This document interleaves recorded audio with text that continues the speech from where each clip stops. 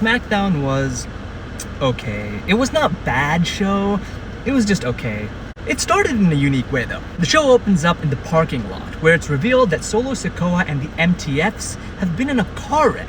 The details of what happened aren't clear yet, but it's something that will be followed up later on in the show. Adam Pearce makes sure of this. From there, we move to Cody Rhodes, who approaches Adam Pearce to make sure that his contract signing moment is scheduled for later in the night, and that it's still gonna happen. He says, yes, it is, obviously. So right here, the show starts with drama. We are given a setup to follow, right? I love episodes that give us a setup to follow. So that's maybe 2 stars right there, I guess. We then see a backstage segment from earlier on in the night, a pre-recorded backstage segment, you know, where Alexa Bliss tells Charlotte Flair that maybe they should just go their separate ways. However, Charlotte surprises her by revealing that she's gotten them a women's tag team title match at SummerSlam. Alright, so that's happening, man. That's happening. That's a nice reveal we get. Despite the tension, Charlotte says she needs Bliss in her corner tonight. Bliss clearly is not thrilled, asks if she looks like a cheerleader. Charlotte says yes, and Bliss just smiles and it's all good. I mean, that was a weird segment. I didn't understand that, because this tension, they're stretching this tension. I mean, why is Alexa Bliss, you know, doing that? Usually, I mean, she was the one that was trying to get Charlotte Flair on her side, so why was Alexa Bliss behaving in that way? That I didn't understand, but it is what it is. So the first match is Charlotte Flair versus Raquel Rodriguez. This match was not terrible, but I mean, it was all about showcasing Charlotte Flair and Bliss as a team. It works, you know, despite some funny business by Roxanne Perez, who's at ringside. They win, right, despite that. The match was After that, we get a segment where the security pulls Adam Pearce aside and lets him know that Jacob Fatu is now a person of interest in the wild car crash from earlier. Pearce goes to confront him, but Fatu is not having any of it. Dude looks like he's ready to explode just for being questioned. Man, no brakes, all gas. Then we get a promo package after this, hyping up Tiffany Stratton versus Jade Cargill. Stratton's out here, you know, she's just saying how she's ready for anyone, while Cargill's locked in and laser focused on being the best. It's heating up fast between these two, okay? I don't know if I'm too excited about this match, but Naomi would have been cool if she was in this mix. It was kind of a swerve that she, you know, she cashed in on the World Heavyweight Championship. That was a nice twist, which means I guess the Naomi Cargill situation is over, and now they're moving over to Jade and just, you know, Tiffany Stratton. They're gonna build that up. I'm not really feeling it. There isn't really much story to work with there. But it is what it is, right? We then get a quick recap of last week when Aleister Black came out of nowhere and attacked Damian Priest. Meanwhile, on this episode, we see Carmelo Hayes talking a little trash, man. He's trash talking, saying how he's not impressed by Priest. Priest responds, and we basically get a match. Let's go. So it's Damian Priest versus the highly underutilized Carmelo Hayes. I repeat, the highly underutilized Carmelo Hayes. Anyways, both these guys put up a nice match in the ring. It was a fun match. Not gonna say it was incredible, but it was a nice match until Aleister Black attacks Damian Priest, ending the match in a disqualification. Now, let's be honest. A Damian Priest and Aleister Black feud could be great, but let's talk about Carmelo Hayes for a moment. Carmelo Hayes has all the talent and charisma in the world, honestly, but the WWE still just hasn't pulled the trigger on giving him a real spotlight. He's been floating in the mid-card limbo when he should be stealing, you know, main events, basically. I don't know why he is in this position, but on the other hand, we have Braun Breaker, who was also part of NXT with Carmelo Hayes, you know, being pushed to the stars, to the moon, you know, on Raw. I don't understand this contrast. I don't understand why the WWE keeps forgetting about Carmelo Hayes. Sometimes he just disappears, right? And then he appears again. And then all of his matches are like, they're like banger matches. He's great in the ring. right? So that's one thing I don't understand. The WWE should push Carmelo Hayes, ladies and gentlemen. If you agree with me, please subscribe to my channel. Next, we get a video of the Wyatt Six. They are the tag team champions.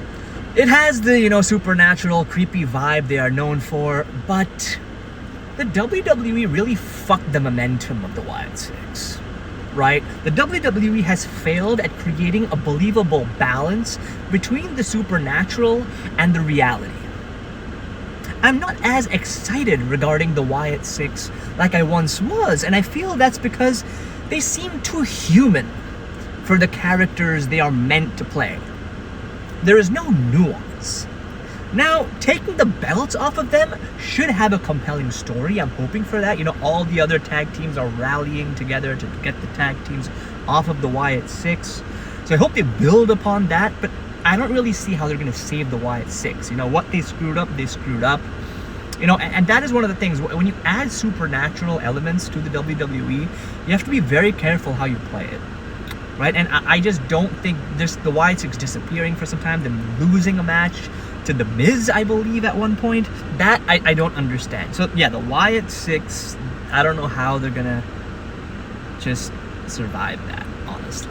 Next, Solo Sikoa rolls out with the MFTs for a little mic time. The crowd hits him with OTC chants, basically, but Solo's got something serious to get off of his chest.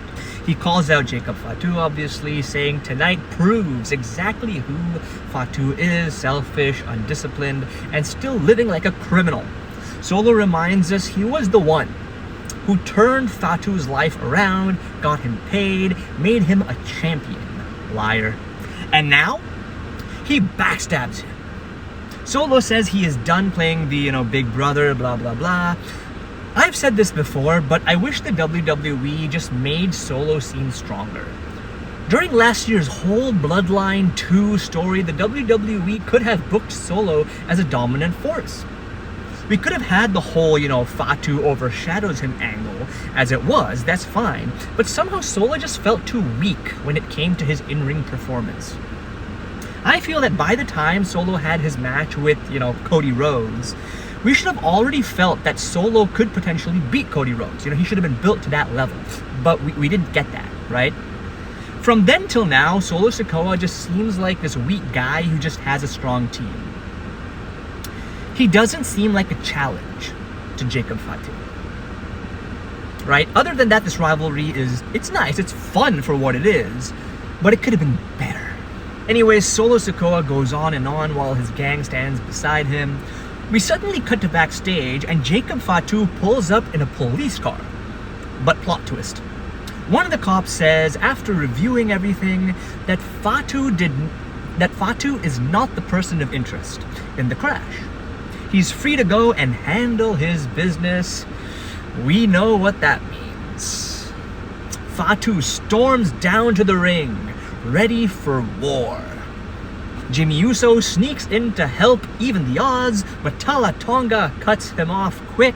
But it doesn't really matter because Fatu comes flying in with one of those, insane dives that just shakes the building, basically. Fatu starts dancing, you know what I mean? But Tala gets up, big mistake again. He eats a double team beatdown, and the rest of the MFT get absolutely wrecked as well. Tala and Sikoa finally retreat, but hold up. Adam Pearce shows up with the bombshell. If Solo wants Fatu locked up so badly, fine. How about he gets locked in a cage with him at SummerSlam, ladies and gentlemen? That's right. Adam Pearce makes it official. And to top it off, the cops turn around and arrest Solo Sikoa for false accusation. This segment was nice. At least the WWE is trying something different. I like to see them try. My prediction for Solo versus Jacob Fatu inside the steel cage match is that Solo retains via some kind of funny business. The rest of the MFT will get involved somehow. Even if this is a steel cage match, they'll figure something out. However, it would be great to see Jacob Fatu win. He's just a dominant dude, and I think he should just hold on to the United States Championship for longer, We get Stephanie Vaquer versus Alba Fire. I don't know why. A pretty random match, plus Stephanie is signed to the Raw brand, and this is Smackdown. This is the type of match where you just really know who's gonna win, right? WWE is building Stephanie Vaquer, she wins, obviously, and the match is, it was a semi-squash match, basically, right? I don't know why that existed, that's passable. Post-match, Piper Niven jumps Vaquer, but gets fought off, basically, right? They are weaksters. The WWE is showing them very weak. I mean, they do that a lot, but I guess when you have strong, you gotta have weak. And personally, Piper Niven and Alba Fire, I don't know what to say about it. Backstage, we get the Street Profits confident that they will get their titles back.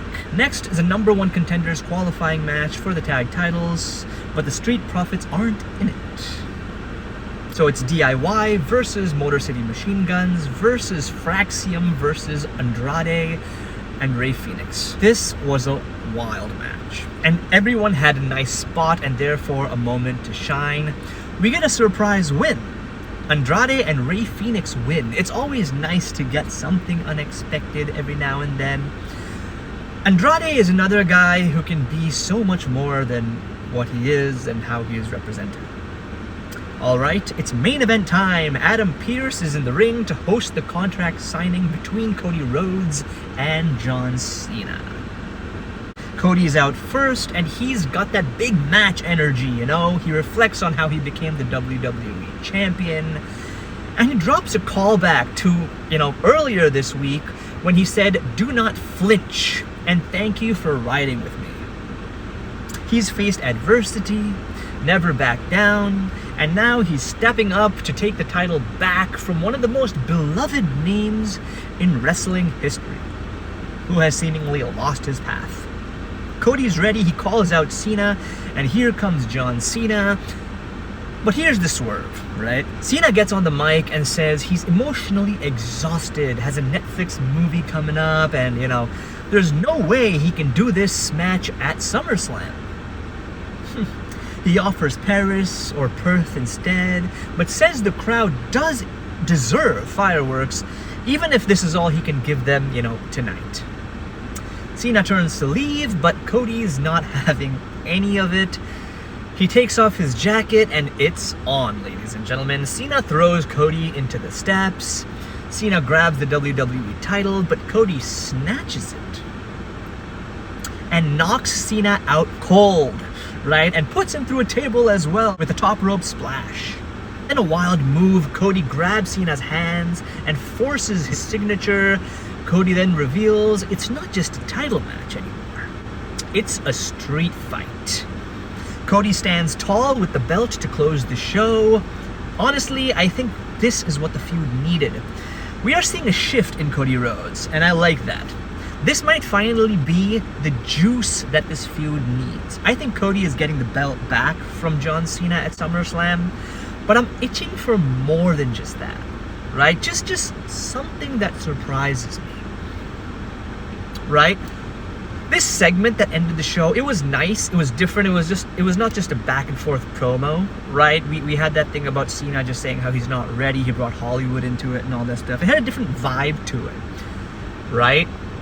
And when he said that, I thought something else was going to happen. I thought there would be a bigger twist. There wasn't a bigger twist. It was just a beatdown, and ultimately he was forced to sign it. Cody made him sign it. But Street Fight, ladies and gentlemen, takes this feud to another level. So that's exciting. Anything can happen in a street fight. It's no disqualification. You can have just a bunch of interferences. Who knows, man? Good things could potentially happen. I just want some surprise in this match. I don't know what it is, man, but I think WWE is just gonna have Cody win, and that's gonna be that. So anyways, this episode was okay, right? Nothing too insane, right? The best parts, I think, would be the tag team match was fun to watch. The whole Solo Sikoa Jacob Fatu segment was nice, and yeah, Cody Rhodes Cena, I guess. Those were the 3 favorite parts of this episode for me. But overall, this episode, it wasn't great, it was just okay, right? I do expect more. I'm still excited for SummerSlam, guys. So yeah, that's that, ladies and gentlemen. Please do subscribe to my channel, like, share, and all that jazz. Until next time, peace out, bye.